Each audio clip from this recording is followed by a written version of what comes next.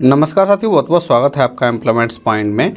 Indian coast guard ने भर्ती निकाल दी है और वैकेंसी आई है असिस्टेंट कमांडेंट की, जिसके लिए ऑल इंडिया वैकेंसी हैं और भारत के सभी राज्यों के कैंडिडेट अप्लाई कर सकते हैं। जो कैंडिडेट अभी फाइनल ईयर में हैं, फाइनल सेमेस्टर का एग्जाम देंगे, वो भी एलिजिबल माने जाएंगे और 30 नवंबर 2023 तक आपके पास डिग्री होनी चाहिए। आज हम बात करेंगे Indian coast guard assistant commandant recruitment exam 2023 के बारे में, पेज क्वालिफिकेशन के बारे में बताएंगे, सिलेक्शन प्रोसेस के बारे में बात करेंगे, साथ ही हम बात करेंगे पीटी पीएसटी के बारे में और डिफरेंट टाइप की नॉलेज आज आपको इस वीडियो के माध्यम से मिलने वाली है। तो आप एंड तक देखना, इसकी बिल्कुल भी मत करना। चलिए शुरू करते हैं। तो जो भर्ती आई है इंडियन कोस्ट गार्ड में असिस्टेंट कमांडेंट की, उसमें general duty, commercial pilot licence वाले, टेक्निकल यानी इंजीनियरिंग ब्रांच वाले और लॉ ब्रांच वालों को अलाउ किया गया है। जनरल ड्यूटी में आपने किसी भी ब्रांच में ग्रेजुएशन कर रखा हो या कर रहे हो, आप अप्लाई कर सकते हैं। 1/2024 बैच आपका रहने वाला है। 25 जनवरी से लेकर 9 फरवरी तक आप ऑनलाइन अप्लाई करेंगे। इसमें ग्रुप 1 गजेटेड ऑफिसर की आपको पोस्ट मिलेगी। वेबसाइट है joinindiancoastguard.cdac.in, आप यहां से ऑनलाइन अप्लाई करेंगे। सबसे पहले हम बात कर लेते हैं जनरल ड्यूटी यानी जीडी की। तो इसके लिए आपकी एज 1 जुलाई 1998 से लेकर 30 जून 2002 के बीच में आपका जन्म हुआ हो। SC ST OBC को एज पर रूल रिलैक्सेशन मिलेगा। जो सेंट्रल गवर्नमेंट की ओबीसी लिस्ट में है उनको 3 साल की, SC ST को 5 साल की छूट दी जाएगी। इसके अलावा जो Indian coast guard, army, navy, air force में जॉब कर रहे हैं उनको भी 5 साल की छूट दी जाएगी। तो SC ST OBC का रिजर्वेशन रिलैक्सेशन इस भर्ती में लागू रहता है। असिस्टेंट कमांडेंट जीडी के लिए सिर्फ मेल कैंडिडेट अप्लाई करेंगे। आपने 60% मार्क के साथ डिग्री प्राप्त कर रखी हो। मैथ और फिजिक्स में आपके 12th में 55% मार्क्स होनी चाहिए। ग्रेजुएशन आपने किसी भी सब्जेक्ट से कर रखा है, आप एलिजिबल हैं। कमर्शियल पायलट लाइसेंस की बात करें तो 1998 से लेकर 2004 के बीच में जन्मे कैंडिडेट अप्लाई कर सकते हैं। रिजर्वेशन रिलैक्सेशन सबको मिलेगा। मेल फीमेल दोनों अप्लाई कर सकते हैं। आपने 12th में मैथ और फिजिक्स में कम से कम 55% मार्क्स प्राप्त किए हों, एग्रीगेट यानी दोनों को मिला के। इसके अलावा आपके पास कमर्शियल पायलट लाइसेंस होना चाहिए। टेक्निकल मैकेनिकल की बात करें तो असिस्टेंट कमांडेंट टेक्निकल के लिए 1998 से लेकर 2002 के बीच में आपका जन्म हुआ हो। साथ ही मेल कैंडिडेट जो है इस भर्ती में एप्लीकेबल हैं, यानी फीमेल एप्लीकेबल नहीं है। इंजीनियरिंग डिग्री आपके पास होनी चाहिए, या तो नवल आर्किटेक्चर में, या फिर मैकेनिकल में, या फिर मेरीन में, या फिर ऑटोमोबाइल में, या फिर मैकेट्रॉनिक्स में, या फिर इंडस्ट्रियल एंड प्रोडक्शन में, या मेटलर्जी में, या डिजाइन में, या फिर एयरोनॉटिकल, या फिर एरोस्पेस। 60% मार्क्स आपके होने चाहिए। या फिर आपके पास ए और बी सेक्शन आपने पास कर रखा है AMIE का, तो आप एलिजिबल हैं। इसके अलावा मैथ और फिजिक्स में 55% की बाध्यता यहां भी रखी गई है 12th में। तो 12th में 55% मार्क्स हो आपके एग्रीगेट मैथ और फिजिक्स में।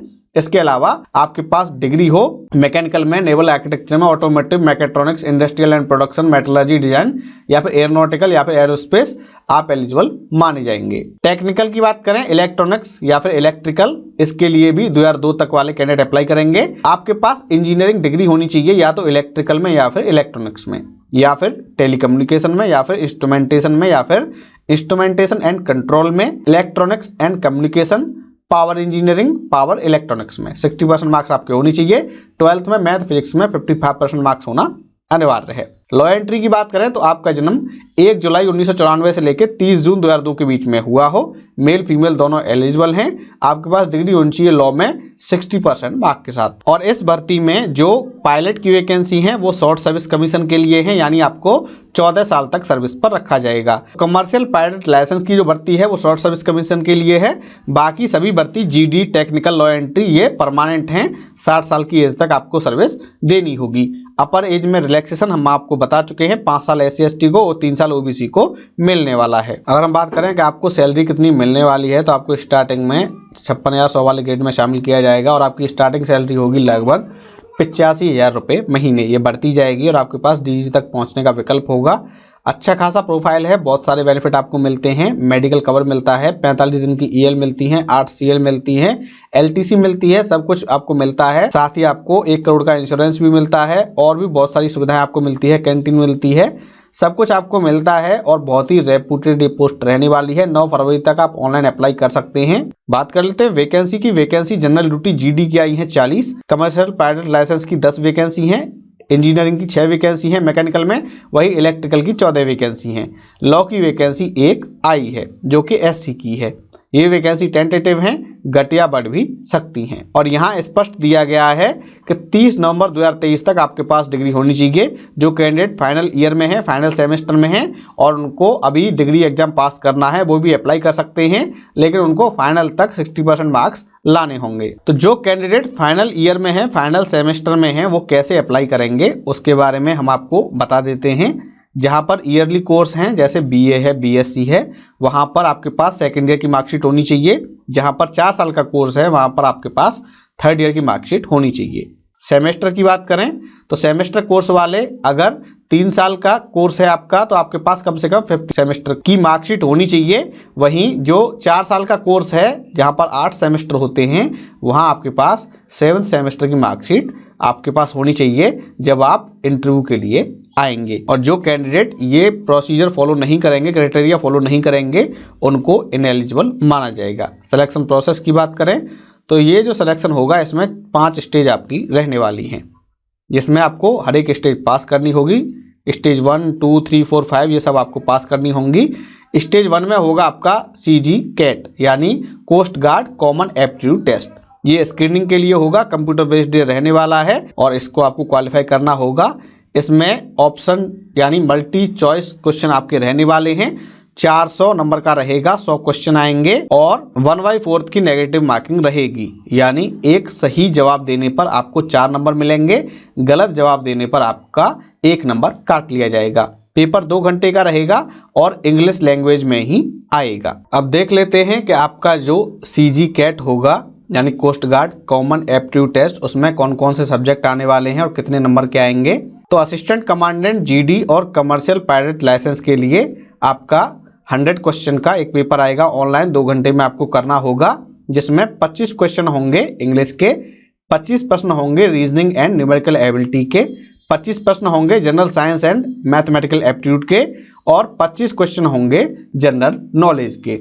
अगर हम बात करें मैकेनिकल एंट्री की तो इंग्लिश के 10 क्वेश्चन होंगे, रीजनिंग एंड न्यूमेरिकल एबिलिटी के 10 क्वेश्चन होंगे, general science and mathematical aptitude के 10 क्वेश्चन होंगे, जनरल नॉलेज के 10 क्वेश्चन होंगे और मैकेनिकल के 60 क्वेश्चन आएंगे। इलेक्ट्रिकल एंड इलेक्ट्रॉनिक्स एंट्री की बात करें तो इंग्लिश के 10 क्वेश्चन आएंगे, रीजनिंग एंड न्यूमेरिकल एबिलिटी के 10 question, general science and mathematical aptitude के 10 क्वेश्चन, जनरल नॉलेज के 10 और इलेक्ट्रिकल एंड इलेक्ट्रॉनिक्स के 60 क्वेश्चन आपके आएंगे। ये भी 2 घंटे का रहेगा, यानी 100 क्वेश्चन होंगे 400 नंबर के, 2 घंटे में आपको करने होंगे। जो कैंडिडेट स्टेज 1 में क्वालिफाई हो जाएंगे, उसके बेस पर उनको बुलाया जाएगा स्टेज 2 यानी प्री सिलेक्शन बोर्ड के लिए। प्री सिलेक्शन बोर्ड जो होगा वो नोएडा, मुंबई, गोवा, चेन्नई, कोलकाता में आयोजित कराया जाएगा। कैंडिडेट से फॉर्म भरते टाइम ही ऑप्शन मांगे जाएंगे PSB सेंटर के और आपको वहीं पर जाना होगा। जब आपका PSB होगा तो उसमें कंप्यूटराइज्ड कॉग्निटिव बैटरी टेस्ट यानी CCBT, इसके अलावा पिक्चर परसेप्शन एंड डिस्कशन यानी PPNDT ये आपका रहने वाला है। जो CCBT होगा वो इंग्लिश लैंग्वेज में ही रहेगा और ऑब्जेक्टिव टाइप रहेगा। जो कंप्यूटराइज्ड कॉग्निटिव बैटरी टेस्ट होगा वो इंग्लिश में ही रहेगा और जब पिक्चर परसेप्शन और डिस्कशन टेस्ट होगा यानी PPNDT होगा, तब आपसे उम्मीद की जाती है कि आप इंग्लिश में ही बात करें, हालांकि वो हिंदी में बोलने के लिए भी स्वतंत्र हैं। तो जो रिटन एग्जाम ऑब्जेक्टिव टाइप का पेपर है वो आपका इंग्लिश लैंग्वेज में आएगा, लेकिन डिस्कशन जो है और पिक्चर परसेप्शन टेस्ट जो है वो आप हिंदी में भी दे सकते हैं, ऐसी बाध्यता नहीं है। हालांकि आपको कोशिश ये करनी चाहिए कि आप इंग्लिश में बोलें, लेकिन अगर आप हिंदी में कंफर्टेबल हैं तो आप हिंदी में भी अपना डिस्कशन टेस्ट दे सकते हैं। ये क्वालिफाइंग नेचर का रहेगा, यानी या तो आपको पास होना होगा या आपको फेल होना होगा और कोई विकल्प नहीं रहेगा। जो कैंडिडेट स्टेज 2 में पास हो जाएंगे उनका वेरिफिकेशन होगा, उनको फोटोग्राफ और बायोमेट्रिक वेरिफिकेशन के थ्रू जाना होगा, इसके बाद ही आगे उनको शामिल किया जाएगा। इसके अलावा उनके डॉक्यूमेंट वेरिफिकेशन भी रहनी है। तो जब आप प्री सिलेक्शन बोर्ड के लिए आएंगे तो अपने सारे डॉक्यूमेंट्स लेके आएंगे। इसके बाद होगा आपका स्टेज 3 यानी फाइनल सिलेक्शन बोर्ड। तो जो प्री सिलेक्शन बोर्ड है वो 5 सेंटर पर रहेगा, लेकिन फाइनल सिलेक्शन बोर्ड सिर्फ और सिर्फ नोएडा में आयोजित कराया जाएगा। जो नोएडा में इसका कोस्ट गार्ड सिलेक्शन बोर्ड है वहीं पर आपका रहने वाला है और 5 दिन का रहेगा। इसमें psychological test, group task, interview ये रहने वाला है। फाइनल सिलेक्शन जो आपका होगा वो आपका इसी एग्जाम के बेस पर रहने वाला है। तो इसमें आपका क्या क्या रहने वाला है, इसमें होगा साइकोलॉजिकल टेस्ट, ग्रुप टास्किंग और इंटरव्यू। ये पास होने के बाद आपको मेडिकल एग्जाम के लिए भेजा जाएगा। मेडिकल एग्जाम आपका बेस हॉस्पिटल नई दिल्ली में होगा, जहां पर अगर आप अनफिट पाए जाते हैं तो स्पेशल मेडिकल बोर्ड आपका काम करेगा और वहां पर आपको अपनी अपील दायर करनी होगी। अगर आप वहां से भी फेल हो जाते हैं तो आपको बाहर कर दिया जाएगा। अगर आप वहां से पास हो जाते हैं तो आपको आगे शामिल किया जाएगा। जब आप सभी क्वालिफाई कर लेंगे यानी सीजी कैट, उसके बाद pre service board, final service board, medical सब पास होने के बाद आपको ऑल इंडिया मेरिट के बेस पर बुलाया जाएगा। आपको INA अजीमाला में नवल ओरिएंटेशन कोर्स के लिए अपीयर होना होगा। इंस्ट्रक्शन आपको दिए जाएंगे और वहीं पर आपकी ट्रेनिंग होगी। वहां पर भी आपके फोटो और बायोमेट्रिक वेरिफिकेशन कराई जाएगी। रिजल्ट डिक्लेरेशन की बात करें तो स्टेज 1 से लेकर स्टेज 5 तक का जो भी रिजल्ट है वो ICG यानी इंडियन कोस्ट गार्ड की वेबसाइट पर आ जाएगा, आप वहां से देख पाएंगे। अब बात कर लेते हैं मेडिकल स्टैंडर्ड की। तो हाइट रखी गई है 157 सेंटीमीटर GD एंड टेक के लिए, वहीं पायलट के लिए 162.5 सेंटीमीटर और maximum 197 centimetre. Leg length minimum 99 centimetre आपकी होनी चाहिए। अगर हम बात करें वेट की तो वेट हाइट और एज के अकॉर्डिंग होना चाहिए, प्लस माइनस 10% एक्सेप्टेबल है। चेस्ट वेल प्रोपोर्शनेट होनी चाहिए यानी 5 सेंटीमीटर का कम से कम फुलाव आपका होना चाहिए और हाइट के अकॉर्डिंग होनी चाहिए। बात कर लेते हैं आई साइट की। तो असिस्टेंट कमांडेंट GD के लिए 6/9 तक आपकी आई साइट अलाउ है। वहीं जो कमर्शियल पायलट लाइसेंस वाले हैं उनके लिए 1I 6/6, वहीं सेकेंड I 6/9 तक अलाउ है। अगर हम बात करें असिस्टेंट कमांडेंट टेक की तो 6/36 तक आपकी आई साइट अलाउ की गई है। चश्मा लगाने के बाद ये 6/6 हो जानी चाहिए। टैटू की बात करें तो परमानेंट टैटू परमिटेड नहीं है किसी भी बॉडी के पार्ट पर। बात करें अगर हम ट्रेनिंग की तो ट्रेनिंग आपकी INA अजीमाला में होगी, 22 वीक की रहने वाली है। ये एब इनिशियो ट्रेनिंग होगी, उसके बाद डिफरेंट सेंटर्स में आपकी ट्रेनिंग रहने वाली है। अगर आप ट्रेनिंग के दौरान अनसुटेबल पाए जाते हैं तो आपको बाहर कर दिया जाएगा। अब बात कर लेते हैं आवेदन करने की। एप्लीकेशन फॉर्म भरे जाएंगे ऑनलाइन 25 जनवरी से लेकर 9 फरवरी तक और join Indian coast guard .cdac.in website से भरे जाएंगे। एक बात और हम आपको बता दें, आप एक ही पोस्ट के लिए अप्लाई कर सकते हैं। या तो आप असिस्टेंट कमांडेंट GD के लिए अप्लाई करेंगे, या फिर असिस्टेंट कमांडेंट टेक इंजीनियरिंग, या फिर असिस्टेंट कमांडेंट टेक इलेक्ट्रिकल के लिए, या फिर असिस्टेंट कमांडेंट CPL SSA, या फिर असिस्टेंट कमांडेंट लॉ। आप एक ही पोस्ट के लिए अप्लाई कर पाएंगे, आप मल्टीपल पोस्ट के लिए अप्लाई नहीं कर पाएंगे। और एक चीज हम आपको क्लियर कर देते हैं, फॉर्म भरने के बाद उसका प्रिंट आउट निकलवा के अपने पास सुरक्षित अवश्य रख लें। ये आपसे हर स्टेज में मांगा जाएगा। पहले स्टेज में नहीं मांगा जाएगा, लेकिन जब आप सिलेक्शन बोर्ड के लिए जाएंगे तो आपको कम से कम 2 कॉपी अपने भरे हुए फॉर्म की लेके जानी होंगी। तो आप अपना फॉर्म प्रिंट आउट अवश्य निकलवा लें। और फॉर्म भरते समय आपको क्या क्या डॉक्यूमेंट अपलोड करने हैं, तो आप पासपोर्ट साइज फोटोग्राफ अपलोड करेंगे जिसपे आपकी डेट ऑफ फोटोग्राफ भी मेंशन की होनी चाहिए और ये चाक से लिखी हो, यानी आप एक स्लेट पकड़ेंगे, उस पर अपना नाम और डेट ऑफ फोटोग्राफ लिखेंगे और उसको फोटो खिंचवाएंगे। इसी तरीके से बना होना चाहिए। इसके अलावा आपके सिग्नेचर, आपका clear left and right thumb impression, 10th की सर्टिफिकेट की कॉपी, इसके अलावा Aadhaar card, voter ID card, PAN card, passport, driving license यानी ID प्रूफ की कॉपी, डोमिसाइल सर्टिफिकेट लगेगा, ये आपको लगाने होंगे। वहीं जो कैंडिडेट PSB के लिए शॉर्टलिस्ट हो जाते हैं उनको अपने सारे डॉक्यूमेंट्स की कॉपी स्कैन करके लगानी होगी। एग्जाम फीस की बात करें, एग्जाम फीस 250 रुपये रखी गई है। SC ST को फीस पे नहीं करनी है। जनरल OBC के लिए 250 रुपये फीस है।